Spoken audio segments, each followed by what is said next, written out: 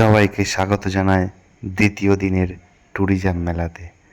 দেখতেই পাচ্ছ স্টল এবং দেখতেই পাচ্ছ প্রতিটি ট্রাভেল এজেন্সি কিংবা ট্রান্সপোর্ট যারা যারা স্টল দিয়েছে তাদের স্টলের কিছু কিছু চিত্র আমি সবাইকে তুলে ধরছি।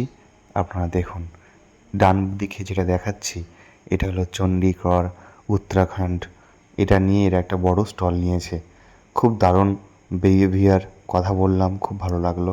তার পাশেই ছিল ওয়েস্ট বেঙ্গল ট্যুরিজম, প্রতি বছর এনারা স্টল দিয়ে থাকে।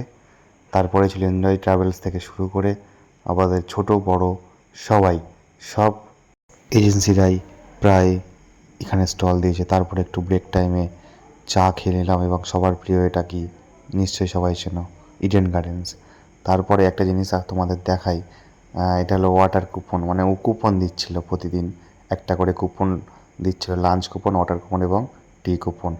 তারপরে মাঝের দিকে বিকেল 3টে মানে লাঞ্চ টাইমের পরে যে এত ভিড় হয়েছিল ধারণার বাইরে। আমাদের স্টল থেকে শুরু করে যে কোনো স্টলে মানে যেখানে অফার বেশি পাচ্ছে মানুষ, চাহিদা মানে এটাই তো এখনকার জেনারেশন, যেখানে আপনারা বেশি অফার দেবেন, কম টাকায় নিয়ে যাবেন, সেখানে কিন্তু মানুষরা যাবে। আর তার উপচে পড়েছিল দ্বিতীয় দিনের ভিড়, চোখে দেখার মতো ছিল।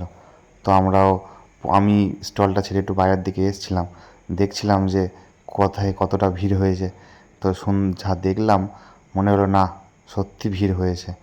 এবং দেখো আমাদের স্টেজের সামনে আজ ফটো তুলছে, যেমন ইউটিউবাররা এসেছিলো, ব্লগাররা এসেছিলো, তেমন ওদেরও সাথে ফটো তোলার জন্য মানে মানুষজন পাগল হয়ে যাচ্ছে। আর কি বলা যাবে।